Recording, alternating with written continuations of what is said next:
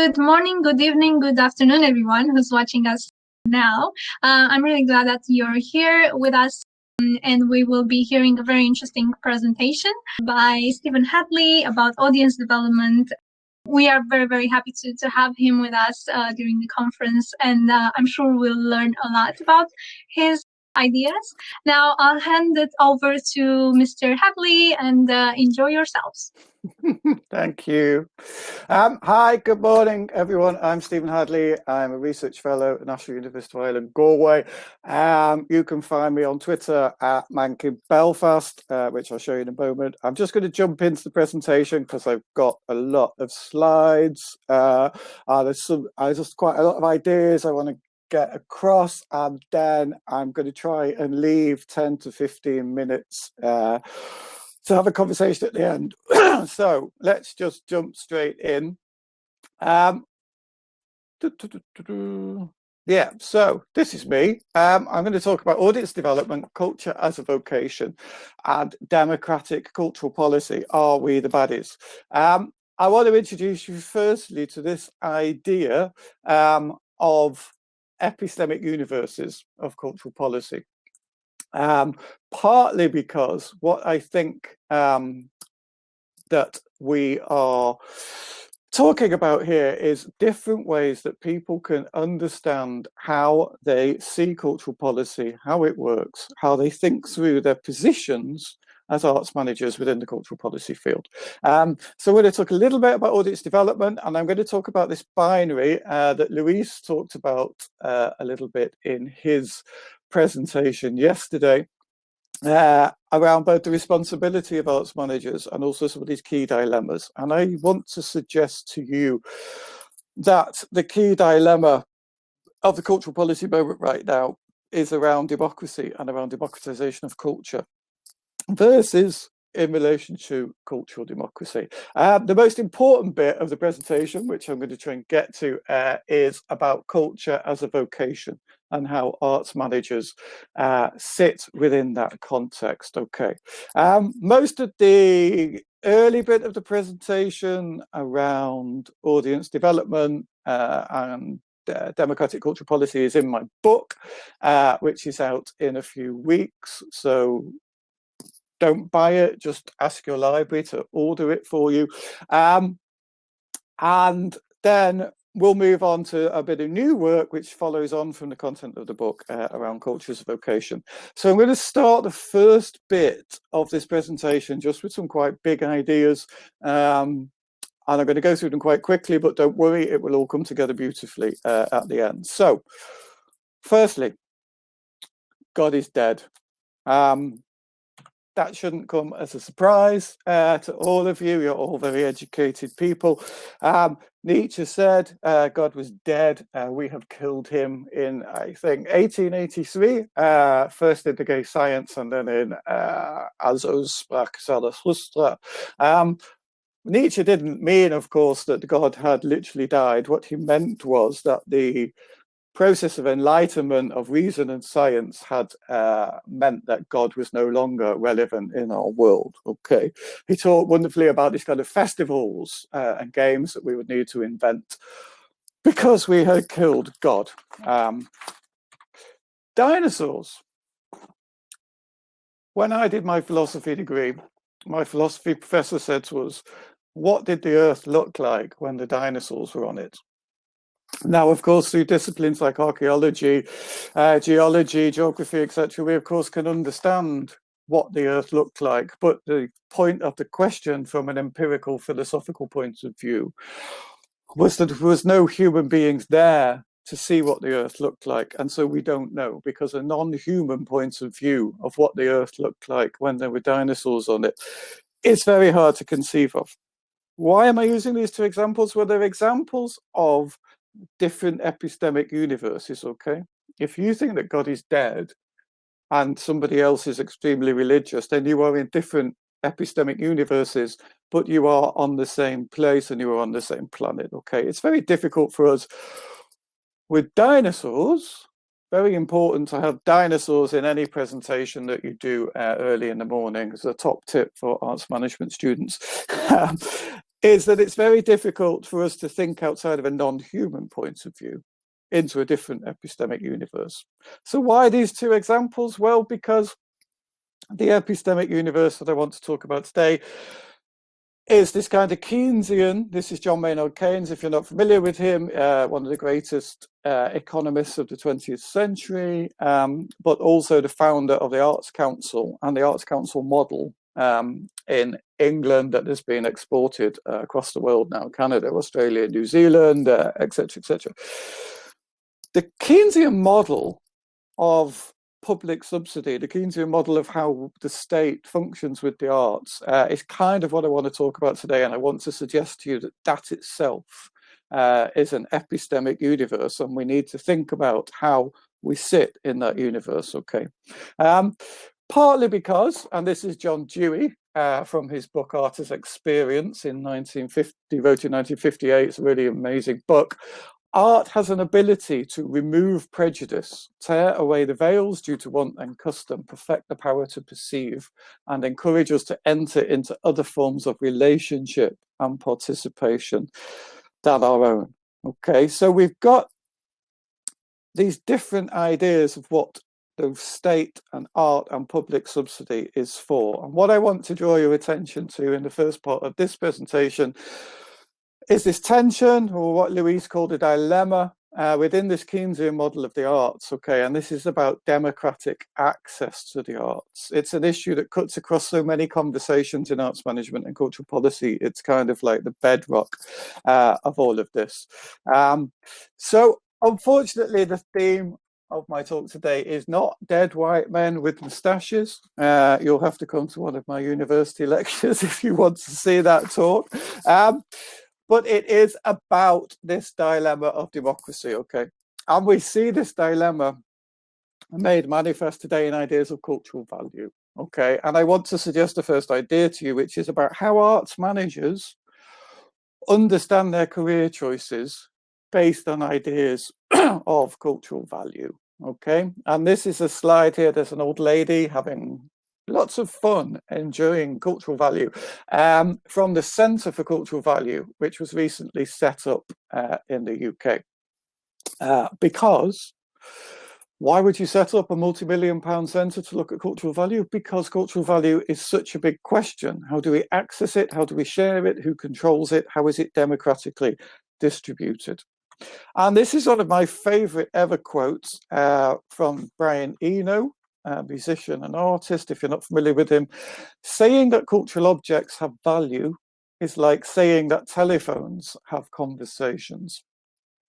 I think what Eno's saying here is that culture only has value when it enables a dialogue, when it has one person at one end and one person on another, when culture is an instrument, if you like, that enables value to be shared between people, and that is where it has its true effect. So that's a lot of ideas. They might all seem a little bit different to you at the moment, but bear with me. I'm going to try and bring all those together now and talk about both democracy and cultural management and your role as cultural managers. And this is the key thing I want to focus on now, which is why and how publicly subsidized arts and culture must be both democratic and democratized. And of course, the key thing to think about here, of course, is that if we need to democratize culture, then it's not democratic. Okay, that's a kind of key question that came through a lot in the research that I've been doing recently, is if we need to democratize something, then of course, by definition, it isn't itself democratic. So let's dig into this a little bit more. In Western liberal democracies, there is, of course, this theoretical relationship between the models of cultural subsidy that we have and the idea of access. Now, that doesn't matter whether you work with a Ministry of Culture, or whether you work with an arts council, or whether you're working with a local council or local government, or whatever. It's still going to be based on a system of taxation. Okay, whenever you have a system of taxation that's used to create public subsidy for the arts, then I would argue you've both got a theoretical connection, but you've also got a moral, ethical connection around broadening and democratizing access. And in the book, I talk a lot about how audience development and the role of arts management is really key to this. I tend to use this definition of audience development. This is from the Audience Agency, who are based in London. It's not wildly important at the moment that we have a lot of definitions of it for the sake of this presentation, but if you are interested in audience development or audience engagement or arts marketing, or really in anything around how culture is consumed, then there is a chapter in the book that talks all about how this works. I'm sure a lot of you will be familiar with the work of Kevin Mulcahy. He's an American academic, did a lot of work on cultural policy. And I just want to read the first line of this quote, which is that a democratic state cannot be seen as simply indulging the aesthetic preferences of a few, however enlightened. A lot of Mulcahy's work is about how the people who consume the culture that is subsidized are effectively kind of promoting their own culture and then trying to get other people involved in it. So on the basis of this, I'm going to briefly discuss these two kind of epistemic universes, if you like. And what I kind of want to think about here is these ideas of democratization of culture and cultural democracy. Now, if you're not familiar with these ideas, there's an awful lot that's kind of been written. It kind of sits underneath so many of the conversations we have in cultural management at the moment. Now, the reason that we have this process called the democratization of culture and cultural democracy, why do we have these? Well, in a liberal democracy, we can't force people to go to culture. There's no, the state isn't watching you to check that you are going to see these kind of, state productions of theatre and opera and so on. But it's important that the state tries to widen access to culture. So this is kind of the process of democratization of culture. And you will be familiar with this from digital screenings, from touring, from the buildings of venues in rural areas rather than urban, and so on. The other idea, which is often seen to be in opposition to this, is this idea of cultural democracy, which is about a much more kind of democratic cultural base. They're quite confusing because they sort of sound like the same thing. And some people get confused because they think that the democratization of culture leads to a cultural democracy. It doesn't. They're kind of quite oppositional. And I'm going to just very quickly talk about both of them. So the democratization of culture model in cultural policy, which is the one you will be familiar with, this is a process where the kind of official culture, and we tend to think of very large, beautiful, ornate buildings, concert halls, opera houses, etc. But it really applies to any culture that's funded by the state. It's made available and tries to be made accessible through processes like arts marketing and audience development to non-participating communities, often in the belief that it will do them good. Now, this idea of doing them good has a very long intellectual history going right back into the 19th century, at least, around these ideas of the civilizing effects of culture on people. A very good example is how this philosophy, this ideology of the democratization of culture is put into work in kind of slogans. Okay, so this is a recent strategy from the Arts Council of England: great art and culture for everyone. And you probably know some examples of this in terms of your own kind of countries and your own regions and areas of how this is made manifest. I kind of think that there was one, I was in Hamburg, was it a couple of years ago? I kind of have Kunst für alle as a kind of, it's potentially the German equivalent of this. I suspect there are lots of different kind of national variations of it. So what the democratization of culture is, it's basically a belief that cultural development proceeds from distributing these experiences of high culture, getting more people involved in them, more people going to see classical music, opera, ballet, contemporary art, and so on. And as I said, there's this long-standing belief in the civilizing aspects of art and culture. Now, some of this, people like Matthew Arnold, for example, it's not unproblematic. We don't have time to discuss it now, but there are some real issues around class here and notions of elitism attached to culture, which at the time, I suspect, probably made quite a lot of sense and were probably seen to be quite liberal, but are quite problematic now about who needs to be civilized and who gets to decide who should be civilized. It's kind of got a colonial mindset to it. It's very class driven as well.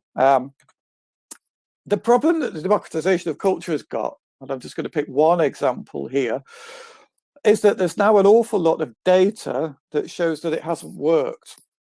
There's an awful lot of data going back probably 30 or 40 years that shows that it hasn't worked. A lot of the work that the Council for Europe did and the European Commission. This is just a statistic from the Warwick Commission on the future of cultural value. From 2015 that showed that the most highly culturally engaged groups accounted for only 15% of the population and tended to be of higher socio-economic status.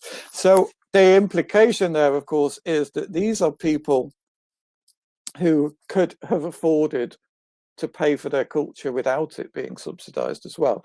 And because systems of taxation are kind of work across the whole population, there are an awful lot of people who are paying for subsidized culture who don't actually participate in it. So there's a sense in which the cultural policy of a country or a nation is really only advanced in the sense that it understands both cultural consumption and cultural production. So democratization of culture is kind of hit a problematic area. And that is partly the reason why a lot of recent conversation in cultural policy and in arts management around this idea of cultural democracy. I should say that cultural democracy isn't a new idea. It's been around since, in cultural policy terms, it's been around since, I would say, at least the mid to 1970s, it kind of first became quite popular. So it's not a new idea, but it's an idea that has come back, partly because of the data, which shows now we have some real issues around the kind of stratification of cultural consumption. Cultural democracy then can be seen as presenting as valid the public's chosen forms of cultural expression and engagement, rather than promoting a prescribed definition of what is included in the arts. I've put a list here of some of the key elements of cultural democracy. This is from a work by a guy called Owen Kelly from, I think, 1985, perhaps. The key question in cultural democracy, which is why I put up that earlier slide from the Centre for Cultural Value and the quote from Brian Eno, is that it's a key idea is around cultural value and who gets to decide what does and doesn't have value, okay?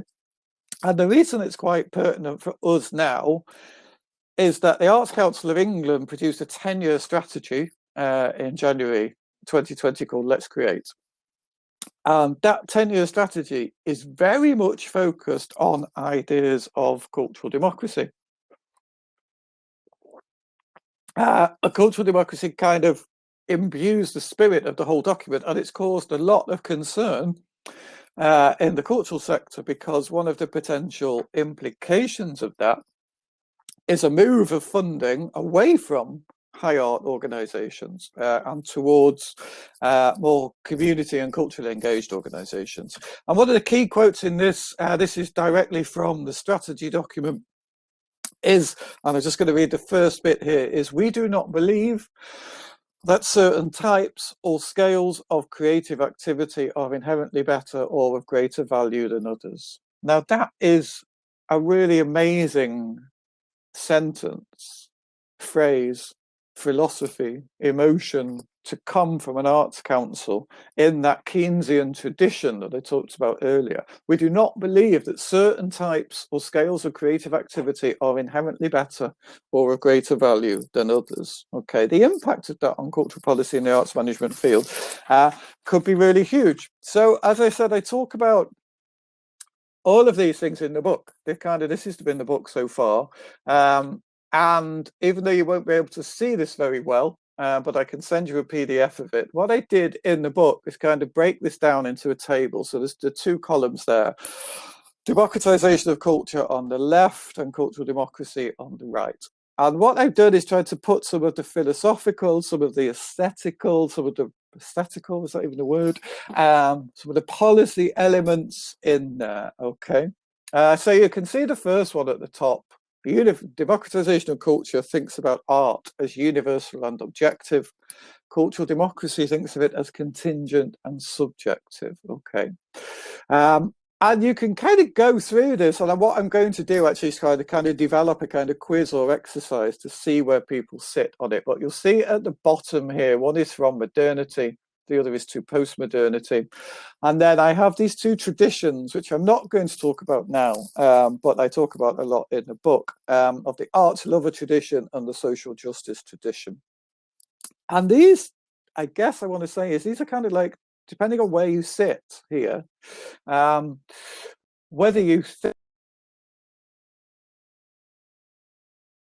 is active, whether you think the focus is the work of art or the process of creation, puts you in one of two, as I said at the start, epistemic universes of how you see the world. So I want to talk now, having set this up, having talked about these two epistemic universes and how we think about democratization of culture, I want to talk importantly about culture as a vocation. And this relies quite a lot on the work of Vincent Dubois, who's done quite a lot of work in France recently, looking at MA students who are studying arts management and kind of reflecting on the sociological aspects of arts management, both as a career and as something that we study. Okay, so as Dubois and the poets say, arts management is a reflexive occupation. Okay, it's connected with how arts managers see their role in the cultural sector and also see the wider role of the cultural sector in society and those values that are invested in that. Okay, so this, I think, is what I've been saying so far around how you see your own role, how you understand the role of democratizing culture, and where your values are invested in that process. Okay, part of this is that careers in arts management and careers in the cultural sector, and to some extent more widely careers in the cultural and creative industries, have these different values and these different forms of gratification. Okay, as you're probably all aware, one of those is not money. Nobody really gets rich from working in arts management. Very few people become wealthy working in the cultural sector. But what it does give arts managers is this, what Menger calls psychic income. These things are such as prestige and cultural capital. Kudos, you know, it's kind of a cool job, and that's fine. Dubois refers to arts managers as being passionately well-intentioned, and that's kind of what he means when he talks about culture being a vocation. We tend to think, somewhat patronizingly, I think, we tend to think of culture as a vocation of being like teachers and nurses. It's kind of these jobs that we know and we've seen during COVID are really, really incredibly important to society, but don't get paid very well for various reasons. Okay, so well, the question I want to kind of finish with today is what happens if you are passionately committed to culture and to the democratization of culture and to these ideas within that epistemic universe, which a lot of people are. What happens when you're in that epistemic universe, but then cultural policy moves, and cultural policy moves towards cultural democracy, as it has in England? So This is just a kind of little graphic. It's actually from a TV program. These two guys, Mitchell and Webb. I don't know if anybody will be familiar with it. They're kind of a comedy duo, do TV programs. And they did this little sketch. These Nazi soldiers in the Second World War, starting to suddenly think, because they've got skulls on their caps and so on, saying, are we the baddies in this situation? Now, nobody, the point of the sketch is that nobody thinks they're the baddies. Nobody in the arts sector thinks that they are on the wrong side in terms of the work that they do and the beliefs and the passion that they have. I'm just going to include a couple of quotes here from the research that I did. I believe passionately in the power of the arts. I think everybody should have the opportunity to experience high quality visual and performing arts. That's somebody articulating a passionate commitment to the process of the democratization of culture. Okay, and here's somebody saying, I suppose I'm saying it's very difficult for something that people are very emotionally and spiritually attached to, intellectually attached to make change.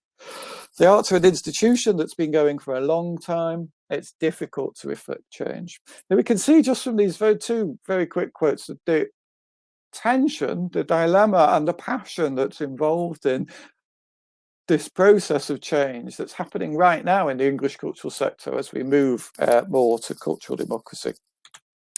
And it's a complex question that I don't think has been addressed really. I would welcome your thoughts on it. What do you do if you're working for a common good and the common good is redefined? And I want to argue that in this sense, the work of arts managers is precarious. It's traditionally thought of as being precarious because of 0 hours contracts and short-term, fixed-term contracts and so on. I want to argue it's precarious in an ideological sense, in that if there is significant movement from one cultural policy universal framework to another, and people are passionately committed to the old framework, then how do they negotiate that territory? And the other reason I think it's important, which is this quote I'm going to close on, which is from Culture Watch Europe, which is culture is a discourse that enables democratic expression and the negotiation of competing interests. It is democracy's lifeblood because it allows things to be said that find no place in politics. It gives voice to those on the margins and to minorities. All this connects European culture to the protection of basic human rights and democracy, without which there is no freedom to create culture. This is from 2011. It couldn't be more important today, given that what's happening globally. So it's very clear to me that culture's role in democracy is more important than ever. That means that democracy's role in culture is more important than ever, which means that your role as arts managers or as arts manager educators in the cultural sector is more important than ever. And I'll close on that. Thank you very much.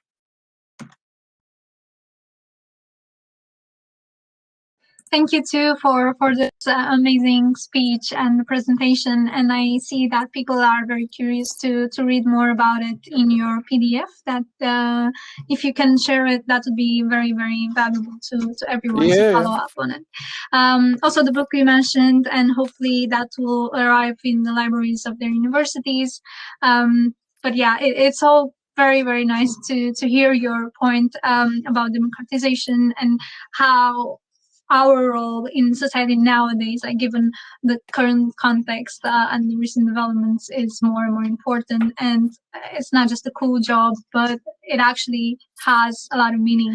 So I think the mindset that we should have when we do anything, not only when we work professionally, I think it's very, very important to have that very clear, and because that kind of guides all our actions or our thoughts. So yeah, being aware of that and having the right, like loose or like very clear consciousness of it, that is very, very good. So yeah, thank you. Okay, so let's see if we have anything in the chat. Can you talk more about what it might look like practically or in practice for organizations trying to enact or work with cultural democracy? So something a bit more kind of palpable. Yeah. I mean, first of all, just to say, obviously, I ran through a lot of ideas very quickly there. As I say, most of them, everything up to Culture-as-Vocation is in the book. And they're very complex ideas that obviously I didn't really do justice to in 2 or 3 slides. The interesting thing about cultural democracy is exactly that question: what does it look like?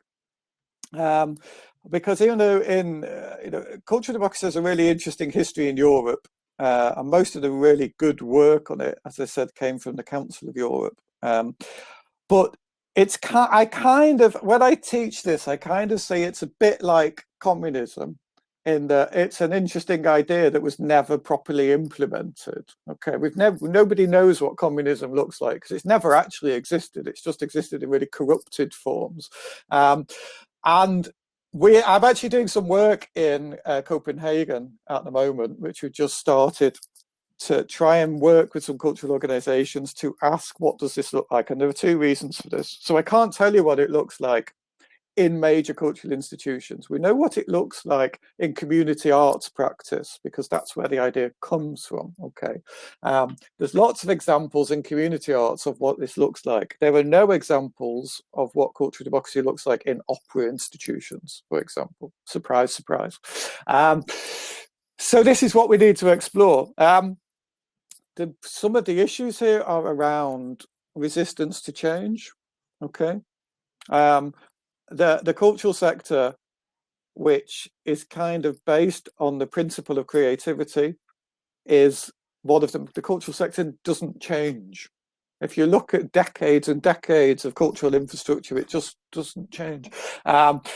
There's a lot of resistance to change. Why is there resistance to change for cultural democracy? It's because people in positions of power do not like to give up their authority. Okay, that's a really complex problem. And actually, what we've seen all over Europe is this kind of empire building in the cultural sector, where we have more and more buildings and more management and more institutions, and surprisingly, much less money for artists. Whoa, where's all the money gone? I don't know. So it's very difficult to kind of change that. And it's partly why I use that idea of epistemic universes, because it's useful to try and understand how somebody in a different universe will not see the world in the way that you do. And I have lots of conversations when I teach this, and they say, oh, so how can we do this? And then actually what people want to do is just democratize culture more. It's not the same thing. So we don't know what cultural democracy looks like in major cultural institutions, but hopefully I could come back next year and tell you what we found out. Yeah, well, I mean, we don't have to wait until next year. Maybe we can organize something throughout. Do it now. Do it now. Yeah. We'll extend everything. No, but yeah, you made a very good point about that sort of resistance to change, which is, to me, it's a bit paradoxical, because the arts and culture should always be fluid and flexible to incorporate change and opportunities and make it better. But I feel that maybe now with the pandemic, that everyone was hit by it, whether you wanted or not. This kind of prompted everyone to think how to better adapt their own means and resources to actually reach people for different reasons. But yeah, maybe somehow this will be a good starting point to kind of think what our approach is in the arts. We have a couple more questions, or even 3, from Augustina, Elle, and Anastasia.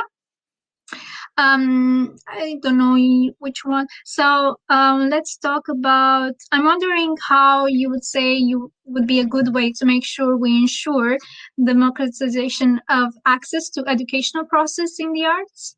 So this is coming from one of our volunteers. Yeah. Well, one of the things about, I suppose, so I think it's important now, and I kind of try and talk to my students about this, is it's important to at least have a personal position on how you feel about the process of the democratization of culture. Okay. because that's your kind of compass. And then things like education and outreach and social inclusion and community engagement all follow from that point. Because, I mean, and this is what's really interesting when you look at this in a European sense, okay? Because I do quite a lot of work, kind of Western European countries more than anything else. Yay. In the UK, we have this system from our Department of Culture called Taking Part, which is a national cultural survey, okay? So we have over 10 years of data that shows us in the UK that cultural consumption is a small minority and it hasn't changed. Okay. I mean, I live in Ireland. I work in Ireland. Ireland doesn't have that. So it's a really interesting, again, it's a kind of epistemological kind of question, because when you have national data sets that show that cultural consumption is for a kind of white, middle class, educated elite, it changes exactly how you're kind of the ontology of this system. But in countries like Ireland, where this doesn't exist, the epistemic universe is completely different, because they still believe everything should be about production of culture, not about understanding consumption, and the policy should be around democratizing high art. And democratizing culture. So, and now I think because the data sets are all growing and changing, you could travel around European countries and do, somebody should do for their thesis some kind of comparative analysis of this, because it changes. And education, of course, can sit in both of those universes. You can have education in the old model of going, we need to educate people about ballet, or you can have education in the new model, where you say we need to educate people around how cultural value should be owned by everybody, not owned by elites or owned by, dead white men with moustaches or something. So, sorry, that didn't quite answer that question, but I wanted to kind of circle around it instead. Now, moving on to Elle. So I share your concern about what cultural democracy actually means in practice. How do you feel about abolishing the Arts Council and giving every household in the UK 2K to spend on arts? Would this democracy result in a race to the bottom of cultural value? Or would arts organizations be more motivated to produce truly representative democratic art? I like a bit of radical questioning in the morning. That's very good. Someone has drank her coffee. So there is a kind of landmine or trapdoor in the question, which is what you mean by the arts.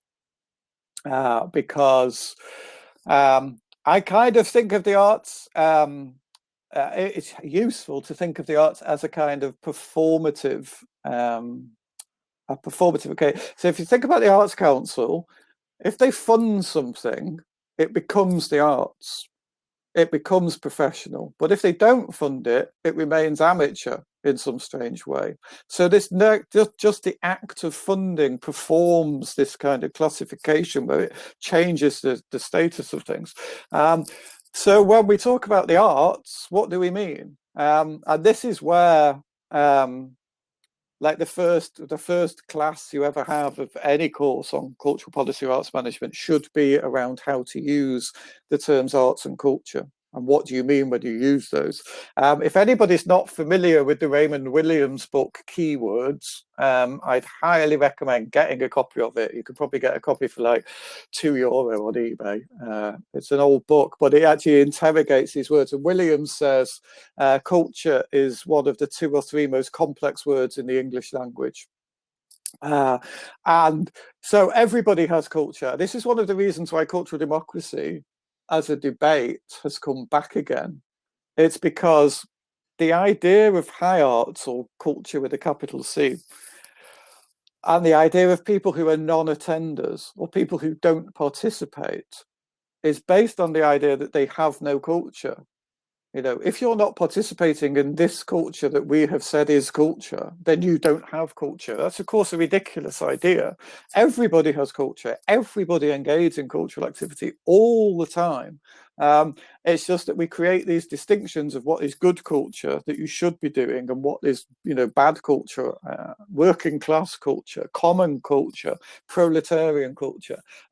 So I agree in one sense that, you know, we should think about not necessarily getting rid of the Arts Council, because I think Arts Councils perform other functions. At the moment in the UK, we have a Tory government. Andrea told me not to swear, but they're complete bastards. Okay, so they're not really interested in cultural democracy as such. They're not really interested in people's engagement in culture.